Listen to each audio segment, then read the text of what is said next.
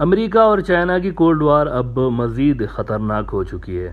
Recently America China affairs के माहिर Chinese scholar professor song Jong ping ने एक बड़ी मीनिंगफुल बात की है कि चीन को प्रोवोक करने से पहले अमेरिका को 2 बार सोचना चाहिए, क्योंकि चाइना के हथियार अमेरिकन सैटेलाइट्स को तबाह कर सकते हैं, बड़ा आसानी के साथ तबाह कर सकते हैं। अब ये बड़ी सीरियस बात है और इसमें वज़न यूँ भी है कि ख़ुद अमरीकी भी ये बात कन्फेस करते हैं कि चाइना के पास ऐसे वेपन्स मौजूद हैं जो कि हमें स्पेस में मुकम्मल तौर पर धपड़धूस कर सकते हैं। वाशिंगटन टाइम्स अमेरिका का बड़ा न्यूज़ आउटलेट, इसमें अभी 2-3 रोज़ पहले ही खबर लगी है कि space force nominee wants Chinese weapons can destroy US satellites.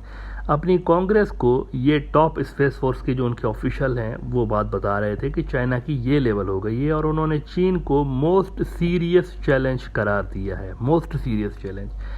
अच्छा, इस पे मैं वैसे बात कर चुका हूँ कई बार यहाँ पर कि इंडिया, पाकिस्तान या अक्सर जो मुल्क हैं ये जब अपनी फोर्सेस को डेवलप करने की बात करते हैं तो 3 डोमेन में ज़्यादा फोकस इनका रहता है। एक तो लैंड का डोमेन है, ग्राउंड फोर्सेस, आर्मी, एक जंग का ये डोमेन है, इसमें वो पैसा भी भरते हैं, सब कुछ करते हैं, इसको डेवलप करने की वो कोशिश करते हैं। एक लैंड डोमेन ये है। दूसरा वो एयर डोमेन, ये जो एयर फोर्स है इसमें वो पैसा भी भरते हैं और इसको भी डेवलप करने की कोशिश करते हैं कि हमारी एयर फोर्स तगड़ी हो।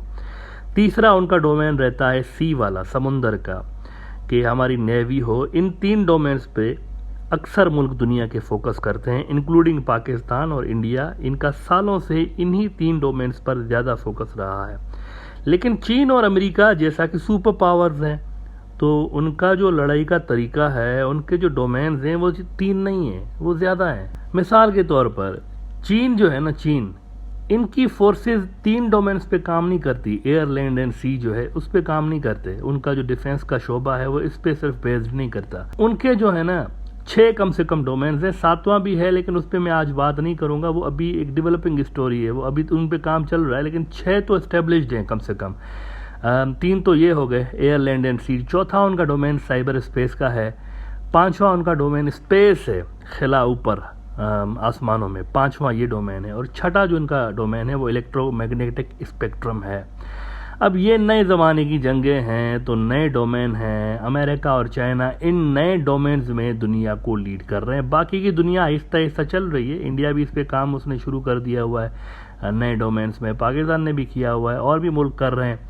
लेकिन ये दोनों बहुत आगे हैं दुनिया से। मसलन अगर इंडियन एयरफोर्स, नेवी, आर्मी फ़र्ज़ करें कि रेड अलर्ट पे खड़े हों कि भाई बस किसी को घुसने नहीं देना, जो घुसेगा उसको धपड़धूस कर देंगे, बिल्कुल तैयार खड़े हों। लेकिन अगर जंग चाइना छेड़ दे बाकी के 3 डोमेन्स में, स्पेस में, साइबर में और इलेक्ट्रोमैग्नेटिक स्पेक्ट्रम में, तो सामने जो इनकी फोर्सेस होंगी they will be like a sitting duck, वो कुछ कर ही नहीं पाएंगे। चीन के माहिरीन कह रहे हैं कि आप हमें ज़मीन पर तंग करेंगे, ताइवान के मामले में अगर आप हमें ज़मीन पर तंग करेंगे तो हम आपको आसमानों में तंग करेंगे ऊपर। नाउ सैटेलाइट्स जैम या डिस्ट्रॉय होने से हो क्या जाएगा, ऐसी क्या बात हो जाएगी कि जिससे अमेरिका जो है वो इतना परेशान है। एक आम व्यूअर के जहन में ये सवाल उभर सकता है कि अमेरिकन से इतना वरीड क्यों है इस पे कि चीनी हमारी सैटेलाइट्स उड़ा देंगे, इससे होगा क्या। मिलिट्री सैटेलाइट्स जो होती है ना, एक तो आपकी आम सैटेलाइट्स हैं जिसके ज़रिए आप इंटरनेट भी चला रहे हैं, आपकी टीवी पे चैनल्स भी आ रहे हैं, सब कुछ हो रहा है, आपके मोबाइल फ़ोन और ये सारा कुछ सब कुछ हो रहा है, कम्युनिकेशन। लेकिन जो मिलिट्री सैटेलाइट्स हैं वो मिलिट्री की आंखें और कान होते हैं। फ़ौज के लिए स्पेस से दुश्मन मुल्क की टेरिटरी की इंफॉर्मेशन प्रोवाइड करते हैं ये सैटेलाइट्स, कि ग्राउंड पे क्या हो रहा है, वहाँ पर दुश्मन मुल्क की जो बॉर्डर पर फ़ौजें खड़ी हैं वो क्या कर रही हैं, फ़ौजी कितने हैं, बॉर्डर पर कहाँ कहाँ डिप्लॉयड हैं, कौन कौन सी एरिया में हैं, उनके हथियार कौन कौन से वहाँ पर ग्राउंड पे मौजूद हैं, मूवमेंट किस डायरेक्शन में ट्रूप्स कर रहे हैं। तो ये सारी की सारी जो इन्फॉर्मेशन है ये अमेरिका लाइव मॉनिटर कर सकता है ड्यूरिंग द वॉर, कि क्या कर रहे हैं वो लाइव उनको देख सकता है। मिसाल के तौर पर अगर पाकिस्तान के पास ये कैपेबिलिटीज़ हों कि, और हैं भी वैसे सैटेलाइट्स को, तो वो तो मॉनिटर करते हैं, पाकिस्तान की भी हैं, इंडिया की भी हैं, वो लाइव मॉनिटर करते हैं कि क्या हो रहा है, किधर जा रही हैं ट्रूप्स और क्या हो रहा है। अब अगर सैटेलाइट्स तबाह हो जाएं तो ये सारी सहूलतें, सारी सुविधाएं जो हैं वो ख़त्म हो जाएंगी। प्लस कम्युनिकेशन, फ़ौजों के दरमियान अक्सर राबते के लिए सैटेलाइट्स यूज़ होते हैं, वो भी कम्युनिकेशन भी ख़त्म हो जाएगी। जंग के मैदान में अगर कम्युनिकेशन ख़त्म हो जाए किसी फ़ौजी यूनिट की, तो आप उसके कमांडर से पूछें कि उसका क्या हाल होगा, क्योंकि कम्युनिकेशन मुसलसल उनकी पीछे के जो मोर्चे हैं या उनके जो हेडक्वार्टर्स होते हैं उनके साथ वो मुसलसल राब्ते में होते हैं। ऐसा नहीं होता कि उनको एक टास्क दे दिया फौजी को कि जाओ इधर ये खाली करा के दो इलाका या इस पर कब्जा करो और फिर वो पीछे से कट ऑफ होता है, ऐसा नहीं है। मुस्तकिल तौर पर राब्ते में रहते हैं। कम्युनिकेशन अगर डिसकनेक्टेड हो गई ना तो समझे कि वो गए, फौजी जो है वो तो गया फिर। तो सैटेलाइट्स के ज़रिए कम्युनिकेशन इनकी हो रही होती है। इसके अलावा मिसाइल डिफेंस सैटेलाइट्स भी जदीद दौर की जंगों में डिप्लॉयड हैं ऊपर, जो कि इनको पहले से ही बता रहे होते हैं कि कहाँ से कोई ऑब्जेक्ट आ रहा है या जा रहा है, क्या हो रहा है। इंटेलिजेंस गैदरिंग के लिए इनकी सैटेलाइट्स मौजूद हैं। ये सारे के सारे जो ऑपरेशंस हैं और एक्सेस जो इनकी है वो रिस्ट्रिक्ट हो जाएगी अमेरिकन की, अगर चीन इनकी सैटेलाइट्स उड़ा दें।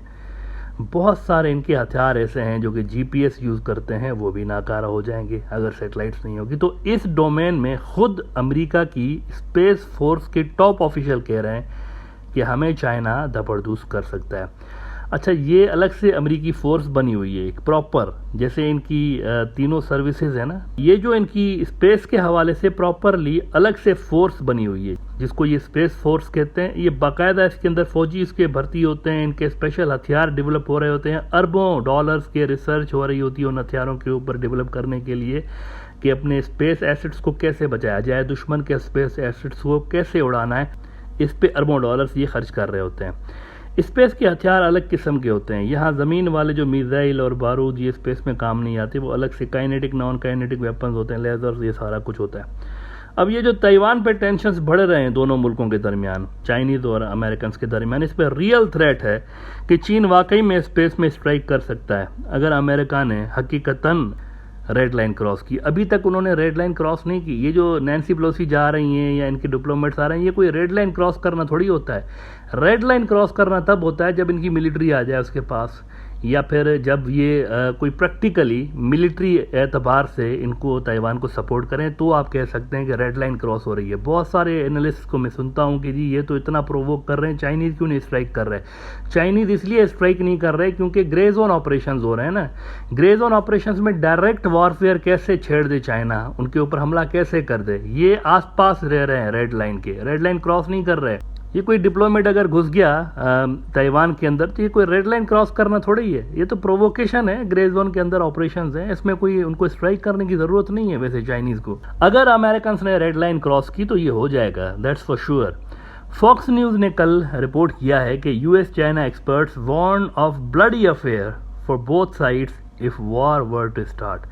Conflict could erupt over a number of targets in the sea and straits around China.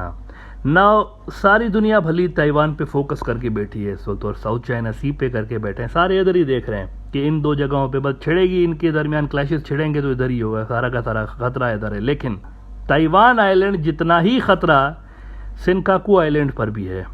इनके दोनों के दरमियान वहाँ पर उस आइलैंड को लेकर शदीद लड़ाई हो सकती है। अब आप में से बहुत सारों ने पहली बार ये नाम सुना होगा। ये आइलैंड असल में ये बहुत डेंजरस आइलैंड है। उसका ये जो आपका ताइवान है उससे ज़्यादा डेंजरस आइलैंड ये है दुनिया के पीस के लिए।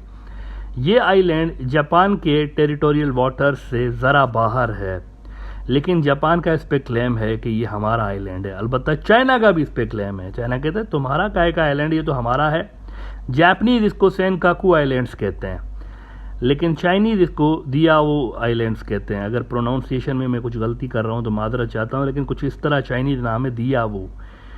तकरीबन 2 महीने पहले चाइना और रूस के जहाज़ इस आइलैंड के पास आए थे। वो इधर फिर रहे थे, मिलिट्री जहाज़ आए थे दोनों के। समुद्र के जो जहाज़ हैं वो फिर रहे थे इधर। तो आप सोच सकते हैं कि चाइना और रशिया दोनों सेनकाकू आइलैंड्स के ऊपर। अब इस पर जापान ने शदीद कंसर्न्स का इजहार किया था। अब जापान जो है, अनलाइक ताइवान, जापान ना सिर्फ अमेरिका के डिफेंस अम्ब्रेला के अंदर आता है बल्कि न्यूक्लियर अम्ब्रेला के अंदर आता है। इनके ऊपर अमेरिका का न्यूक्लियर अम्ब्रेला है। तो ताइवान को बचाने के लिए अमेरिका आए ना आए, जापान को बचाने के लिए इनको आना पड़ेगा हर हाल में। इसीलिए मैं कहता हूँ ये आइलैंड्स मेरे हिसाब से ताइवान से ज़्यादा वनरेबल हैं, ग्लोबल पीस के लिए भी ये ख़तरनाक ज़्यादा हैं। और ये ताइवान से बड़ा फ्लैश पॉइंट्स है। अगर रशियंस और चाइनीज़ घुस गए यहाँ पर इस आइलैंड के ऊपर और ये सारा इनकी जो टेरिटरी है वो कंट्रोल कर लिया, प्लस वो जो आइलैंड्स हैं जो कि रशिया के साथ भी तो बहुत बड़ी कोरल आइलैंड्स की चेन है ना, जिस पे रशिया का भी क्लेम है, जापानीज़ का भी क्लेम है, ये वो फैक्टर है आइलैंड्स वाला जो कि चाइनीज़ और रशियंस को एक कर देता है अगेंस्ट जापान, और जिस वजह से जापान ज़्यादा अमेरिका की तरफ देखता है। अगर ये कन्फ्लिक्ट्स ना हो तो शायद जापान भी मिल जाए इनके साथ, लेकिन जापान को लगता है कि हमारी टेरिटोरियल जो इंटीग्रिटी है और हमारी जो नेशनल इंटरेस्ट्स हैं वो प्रोटेक्ट नहीं हो पाएंगी अगर हम रशियन और चाइनीज़ ब्लॉक में चले गए। तो हम ये सारी आइलैंड्स, कोरल आइलैंड को भी गिव अप करना पड़ेगा, रशिया को देना पड़ेगा, सेनकाकू को भी देना पड़ेगा चाइना को, बहुत सारे और भी आइलैंड्स हैं। इसीलिए जापान की मजबूरी है अमेरिका के साथ रहना। Japan is not like India कि बस हम इधर भी हैं तो हम उधर भी हैं, तो हम एससीओ में भी हैं तो हम क्वाड में भी हैं, तो हम कहीं पे भी बस जहाँ मौका मिले घुस जाओ। जापान ऐसा नहीं है। जापान का मामला थोड़ा सा सेंसिटिव है, उनको अमेरिकन ये जो सेंसिटिविटीज़ हैं उसका ख्याल रखना पड़ता है। तो ये जो सेनकाकू आइलैंड है मेरे हिसाब से बहुत डेंजरस है। इस पे अगर कोई गड़बड़ होती है ना तो यहाँ पर फिर ज़्यादा क्लैशेस छिड़ने के इम्कान है। ताइवान पे अभी ग्रे जोन ऑपरेशन चलते रहेंगे। रेड लाइन क्रॉस की इन्होंने तो फिर वो स्पेस में स्ट्राइक करने के ज़्यादा चांसेस हैं। ग्राउंड ट्रूप्स पे मेरे ख्याल से चाइना रिलाई नहीं करेगा, बिकॉज अभी तक मेरे हिसाब से वो कैपेबिलिटीज़ शायद उनके पास ना हो कि उधर घुस जाएं और बस कब्जा कर लें फौरी तौर पर। बहुत सारी लेयर्स उन्होंने भी बना के रखी हैं। ये जो अरबों डॉलर्स लगा रहा है ताइवान, छोटा सा ताइवान है और अरबों अरबों डॉलर्स लगा रहा है अपने डिफेंस के ऊपर, तो ये कैसे, कहाँ जाते हैं पैसे? इसका मतलब है अंदर कुछ उन्होंने ऐसी चीज़ें बना के रखी हैं जिसको देख कर लगता है कि इतना आसान होगा नहीं चाइना के लिए ग्राउंड ट्रूप्स दाखिल करके और कब्ज़ा कर देना। सेनकाकू जो है वो इतना ज़्यादा उस पर कब्ज़ा करना ज़्यादा आसान है उनके लिए, बिकॉज डायरेक्टली अमेरिकन फोर्सेस वहाँ पर प्रोटेक्ट नहीं करती उनको। वो ज़्यादा ख़तरनाक एक फ्रंट है।